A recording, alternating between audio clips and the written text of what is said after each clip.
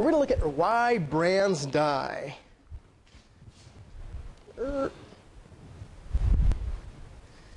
And there's two different ways we're going to do this. First of all, we're going to talk about why mature brands, why new brands die, then why mature brands die, because it's two different reasons.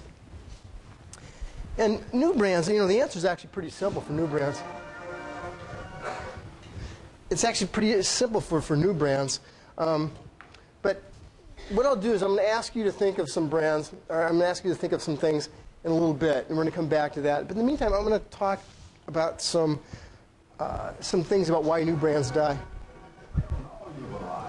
When you drive up 1958 Ansel, the car that's truly new from nameplate to tail light. New from the front. New from the side. New from the rear. Only Ansel has the sleek, clean line design that sets it apart from the look-alike cars. And it combines new looks with the newest V8 engines in the world. The big new Edsel 400 and the power-packed Edsel 475. It is unlikely you have ever driven a car with so much real, usable power as the engine. And with that new exclusive teletouch drive, you drive more safely, more easily than you ever have before. Because both hands can stay at the wheel while the Edsel shifts electrically. There's even the added luxury of new Edsel air suspension. That's just like riding on air, because you are. And remember, of all the medium-priced cars, car for car, across the board, the 1958 Edsel is the one that's new and the lowest price, too. So see your Edsel dealer. Well, this is what we see with new brands. There's a lot of reasons why new brands die. But they can basically be summarized into 4 basic reasons. And all 4 of those reasons begin with the letter P. Okay. Does anybody want to take a wild guess what one of them might be? Price. Okay, let's take a look at price.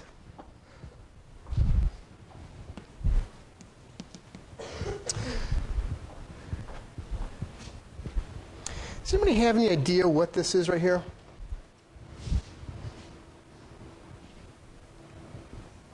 It's kind of plasticky. I'd pass it around, but now I'm kind of worried about coming back in multiple pieces. Maybe I just want to take a wild guess, crazy guess. Who grew up on a farm? Anybody? You ever seen anything like this? Has anybody had? I was going to say, who's ever had a I have to be really careful how I ask this question, because I asked it one time, and I said, who's ever had a pickup? I meant owned a pickup truck. I said, who's ever had a pickup? And I remember in one class, this guy raised his hand. I said, oh, so what brand was it? And the guy goes, what? I said, what brand of truck was it? He goes, oh. Who's ever owned a pickup truck or had a mom or dad to have one? Still see this? No idea? What's interesting about that is a problem with pickup trucks is that if you carry stuff in back and you go too fast, it just blows out the back. So you have to figure out some way to tie it down. And in the past, they had these things, these post holes that are, there's 6 of them in the side of the truck, and you would have to string rope down through them and pull them and walk to the other side, string rope down through them and pull them to the other side. What this did was you could snap it right in those little post holes and just string rope right here, and now I'd have to go like this. And the thing was amazingly simple and brilliant. It was made by a company that made a bunch of plastic stuff, and in the off season they had a lot of excess capacity. I think they made those. You ever seen those big white fertilizer barrels? Sometimes you see on farms when you're driving by. They made those, and they had some extra capacity, so they started making these things, and it was incredibly profitable for these guys, and they sold them for 49 cents, okay, for one. And people tended to buy 6 if you bought them. Sold them for 49 cents, and just sold out of all their production runs they had. And it cost almost nothing in terms of like slotting allowances or anything, because they just had these big bins that they had in like sporting goods and, or not sporting goods, but like farm and tractor stores, just had big bins and people would grab them, they'd pay for them. But the problem was, they charged 49 cents for these. These things cost them 53 cents after they were through making them and after distributing them. So, and if you're losing money, you don't really want to make up for it on volume. Yeah, and so what happened was they said, okay, well, that sort of sucked that year. Let's try something else. The next year they raised the price of it. What do you think happened? Nobody bought them. First, most of the people wanted them and already bought them the first year. And secondly, the price is now a little bit higher. So pricing these things right is an important thing. We'll look at the Kindle in just a little bit about it, where it messed up. So give me another P. Product. Oh, let's take a look at something really, really cool that came out a while back. It's a NASCAR Mouse. Oh yeah, yeah. And you can get all sorts of ones. This happens to be a Dale Earnhardt mouse. And what happens is that you plug it in the back of your computer. This is actually a mouse pad. There's a screensaver, a NASCAR screensaver. You get a mouse right here. You plug it in the back of your computer, and you just sort of like go around, and you go, Okay. Incredibly cool idea, incredibly cool product, an unbelievable failure. Why?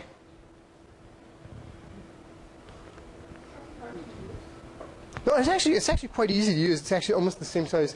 Again, this is by 1995 or so that this came out. So this was the size of all the Mies back then. Yeah.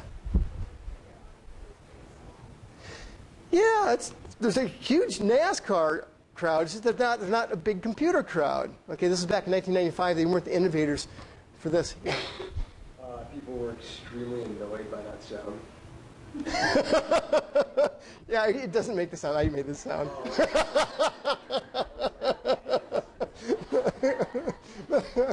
I got your point.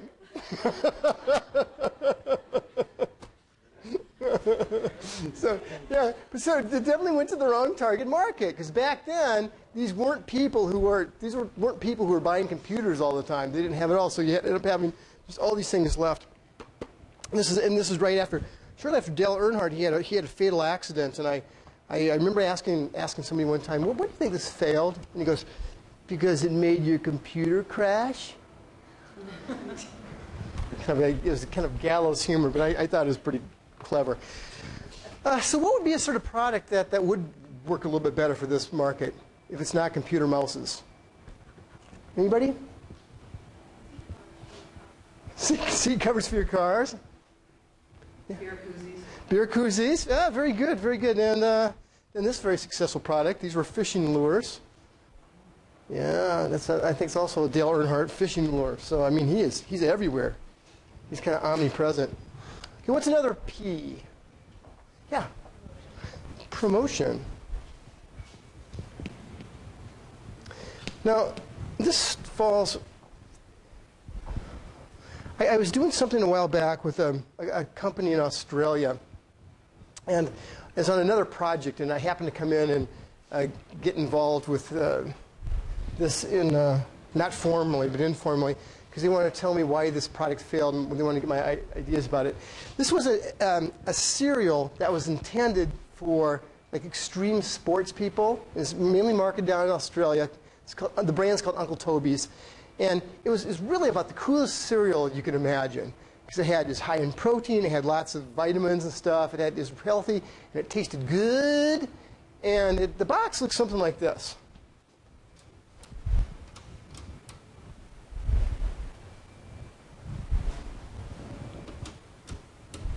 It looks something like this.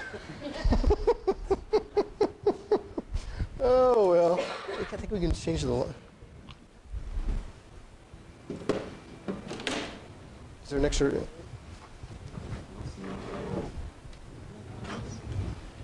Okay. Maybe it's fried. Okay. Yeah. Oh no, that's fine. That's fine. It's gone the way of the Edison player. Well. Oh, hey, thanks. I appreciate that. So put on your Hubble telescope glasses. Here's what the box looked like. Got, a cool surfer dude right here. It's got maximum performance, maximum energy, maximum taste, high in complex carbohydrates. It's a great source of protein and stuff. It was great tasting. It had everything going for it. It had great distribution. But it's an unbelievable failure.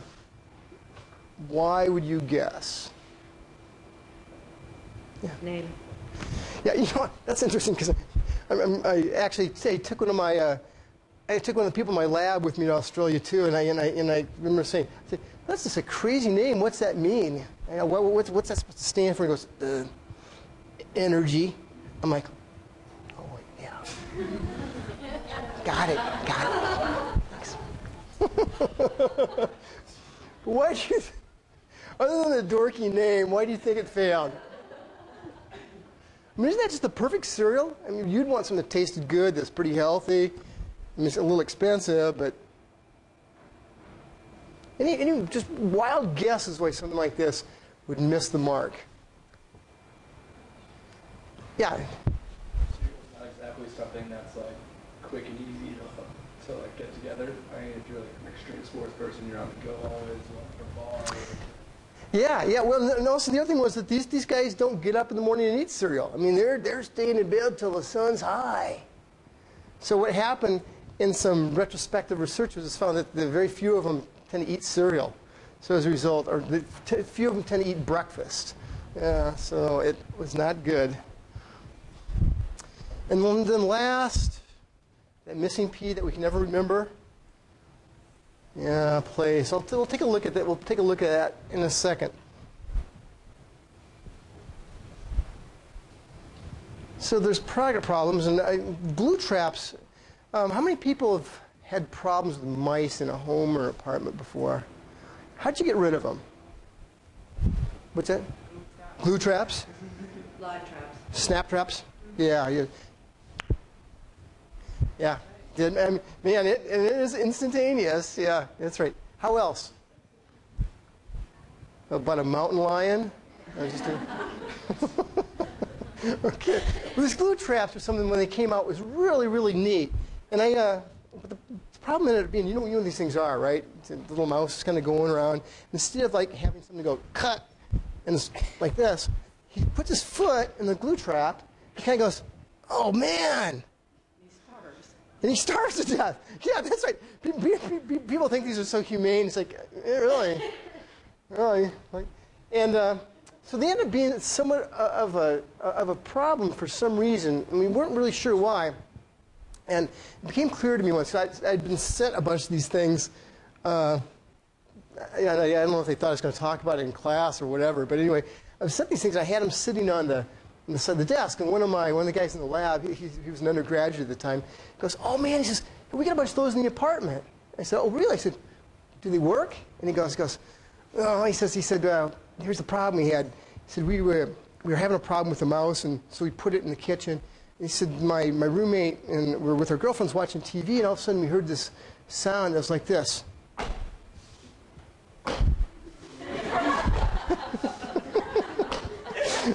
And so he goes up in the kitchen, and it's a mouse who has one foot stuck in the glue trap. And he's just kind of walking around. "What's up?" So that's why they ended up failing. Is they ended up in a lot of cases, until they got some better technology down, they just ended up not being quite as effective as a little break its neck in a nanosecond trap. Placement problems. This is a great thing. Dinosaur toothpaste that came out. If you could think of all the great things that there could be in a toothpaste for a kid, what would it be? Flavor. What flavor would that be? What flavor? Sweet. So bubble gum. Okay, be bubble gum. Okay, what else would the world's greatest kid toothpaste have? Be colorful. What else would it have? It'd have like Hello Kitty on it or something like that. Toy. Yeah, that's right. It'd have a toy. Well, this this product was very successful in nailing almost all of these things. And that it had, had a little cute little dinosaur. Kids love dinosaurs. It's pink. So dinosaurs, boys and girls like dinosaurs. It's pink. It's got some blue in it. Tasted like bubble gum. It's actually pretty good. It had plaque smacker. But one of the problems with this, why it failed when it first came out, was where it was placed. It ended up being placed, they bought a nice sliding lance and ended up placing it right about here in the aisle so that people wouldn't miss it when they walked by. Well, what's the problem with that? Your target audience. It's that tall. I know. 18 inches. Yeah, they're like those little hobbit kid things. Yeah, right. So they just didn't see it. They moved and it's doing better now. And I'll show you something else about that in just a few minutes. Promotion problems. Uncle Oinker's Bacon Mints. Yeah. And then price problems. The Kindle, when it first came out, $400, sold 250,000 units. It dropped it to 114. It sold 10 million units. But interesting thing about placement, we had a summer intern. Each year we take some summer interns. They tend to come from other schools. Robin was a summer intern this year, but she was actually from Cornell. And one of the girls was here from Yale. And we started a project that's kind of cool, but the idea is, why is everybody looking down at you if you're a child and you're going through the cereal aisle? And one of the things we found is that adults typically, the island of, the angle of deflection is about 14 degrees below straight. With kids' cereals, it's more like about 24 degrees, so that they perfectly catch the gaze of the little gooblets as they're walking down the aisle with their mom or dad. It's kind of cool.